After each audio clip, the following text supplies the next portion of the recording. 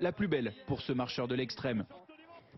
Et alors que de nombreux Français sont encore en vacances, il est temps pour les professionnels du tourisme de faire un premier bilan estival comme à Arcachon, où le soleil est là après un mois de juillet très compliqué et où les chiffres sont plutôt bons. Thomas Bonnet et Vincent Hénin. Dans le ciel d'Arcachon, le soleil, enfin. Les vacanciers ont investi les plages, les bateaux pour les excursions font le plein. Depuis le début du mois d'août, l'été a véritablement commencé dans le bassin d'Arcachon. Un soulagement après un mois maussade, cauchemardesque pour ce restaurateur qui a vu son chiffre d'affaires s'effondrer en juillet.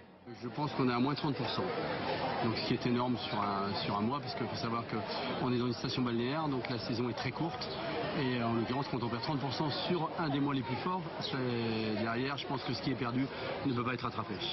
Pourtant, tout avait plutôt bien commencé. Le printemps a été chaud, ici comme sur une bonne partie de la France. C'est d'ailleurs ce qui permettra peut-être de sauver une saison jusqu'ici mitigée.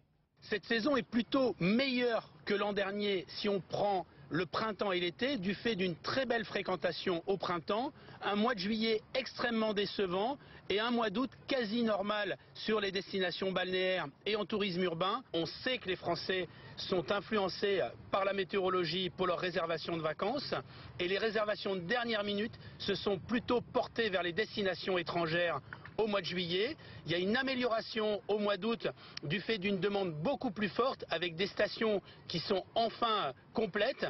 Les saisonniers misent donc gros sur ce mois d'août, mais pour rattraper les pertes de juillet, tous espèrent aussi un automne sous le soleil. Et pour ces vacances d'été, beaucoup ont choisi